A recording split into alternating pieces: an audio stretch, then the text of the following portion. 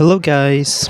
Today I want to speak about spiritual awakening and how it affects what happens after spiritual awakening, and that a spiritual awakening is literally not for everyone because everyone has different soul plan or soul mission, and not everyone will awaken in this lifetime.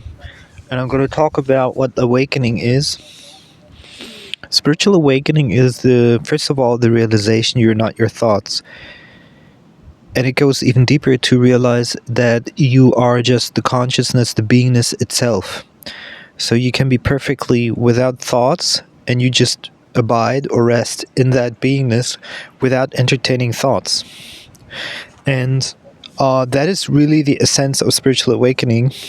And enlightenment then is the absolute embodiment of spiritual awakening.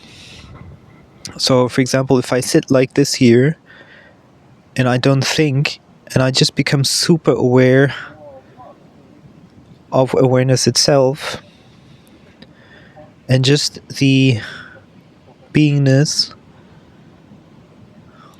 of being here without adding anything to it. That realization that you don't need more than that because you are already that, and that which you are cannot die. It cannot have a disease. It cannot be in a good mood or bad mood. It just is. That isness just is. So you can call it isness. The isness of being. And everybody has access to that because everybody is that. But not everybody realizes that. And not everybody will realize that they're that. But everybody can, in theory. And as you become aware of it, you can rest in it. And as you rest as that, or rest in it, well, the body is resting actually in it because you are already that, then the energies start to open up of the psychoenergetic field. I call this more than just the body. I call this the psychoenergetic field. And as the psychoenergetic field start to relax and the tensions start to relax, you're entering into kind of like an energy therapeutic kind of moment where all these energies that were pushed down, traumas from the past that you never looked at, for example, etc., they start to rise. And something else also happens, that within 10 or 15 minutes of resting just in that awareness, the upper energies also open up. So you start to receive messages from over the crown chakra, direction your heart chakra. And this is what I call the heart intuition. So you start to develop something which is called heart intuition. And most people do not have heart intuition. Heart intuition only opens when that upper channel is open. And there's three types of intuitions. One is more like the gut instinct, where you feel like you could do this or that, mostly because out of fear of a certain situation. Then there's kind of like this normal intuition where you sense maybe this would be good for me.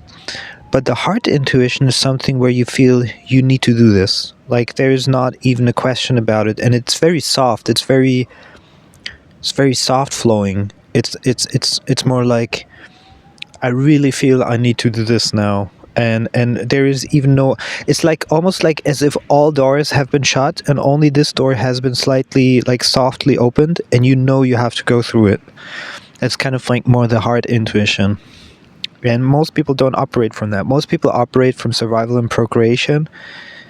And so that's one of the things about spiritual awakening. And then from that opening, from that heart intuition, you will probably receive messages on changing things in your life. And it will just happen automatically. So you will feel, for example, that you should be going after a totally different job, or exiting a relationship that you were in, or whatever, or changing your environment. So a lot of these things could suddenly change. Happens to many people. And Sitting in vipassana or in pure beingness is basically the fastest way to change your life, and profoundly. In you don't even have to force yourself, because heart intuition will just lead you there. So that's one thing.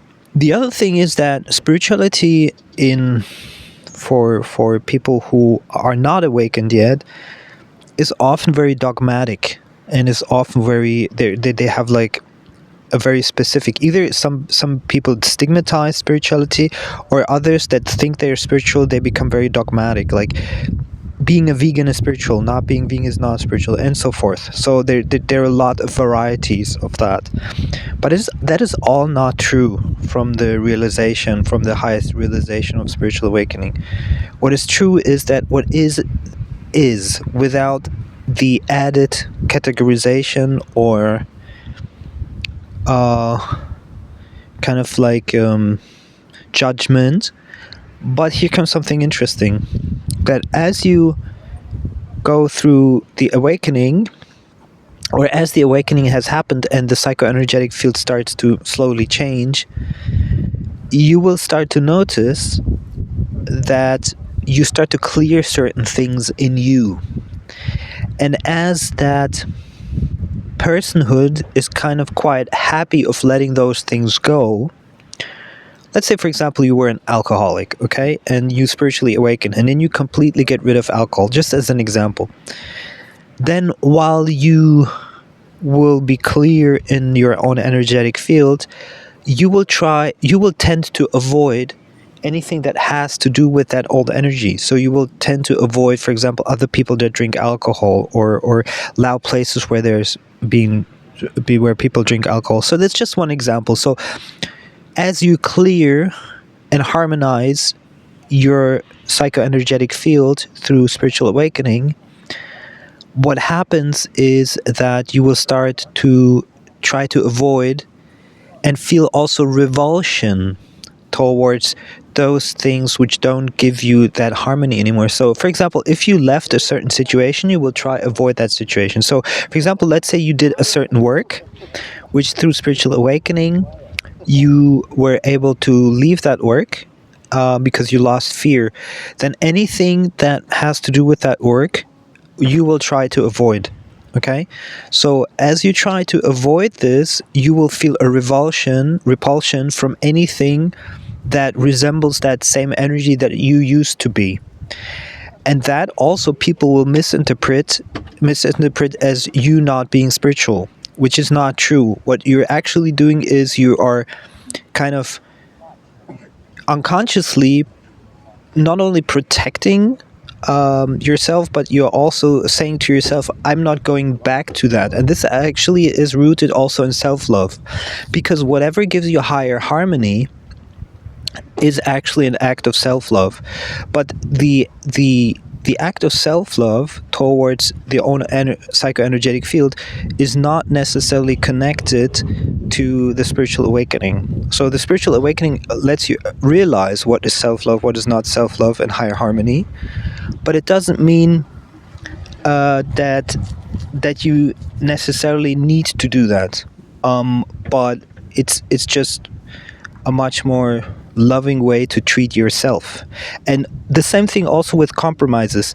You will not do as many compromises because you focus on your self-love, and because you do, and that will repulse certain people because they have certain expectations from you, or you send certain vibrations of people around you that would basically pull you back into that old self. And so as you reject that, because you don't want to be pulled into the old self, you are actually being seen from other people as not being spiritual.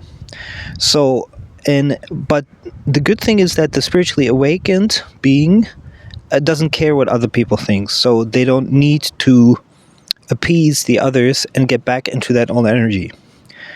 But that will ultimately lead, and that's why many people experience that, as you spiritually awaken, you might feel a sense of loneliness, because you will see that basically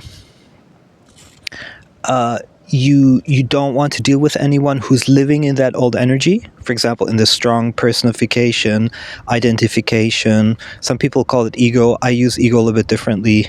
We can talk about that. I think I did this in one of the videos. But basically, you're trying to not fall back into the old self, which is a little bit like there is an addiction to it. So if, for example, somebody pulls you back into, let's say, partying, and you've already left partying, there is a moment where you might fall back into it, and then, but because you already made all of the changes, the spiritual changes, you will recognize, oh my God, I didn't even want that, but now I did it. And so you go back and forth until there's a moment, and this is one kind of like the dark night of the soul, you could also call it, where you recognize that you cannot go back anymore. You cannot go back anymore at all. Like, then you start to reject everything. And because you only want to experience the new. So you had the spiritual awakening, you had the yo-yo effect, kind of, where you went into the new self and to the old self, and then there comes the moment of strongly rejecting everything that doesn't resonate with you. And that's a place where you might feel alienated from your surrounding, but it's a natural process. But the thing is that which feels alienated from the other things is also just the personhood. So the solution to that is resting more in beingness, in awareness, in order to recognize that is basically not as much as an issue as you might think that it is. So I wanted to give you a little bit these like 3 phases that people go through, because they're very, very common. And a lot of people are not aware of them, so they might feel like estranged to themselves, because they're like, what is going on? Why am I feeling like this? So I'm pretty sure a lot of people that go through this process will be able to see themselves in that. So yeah, that's it.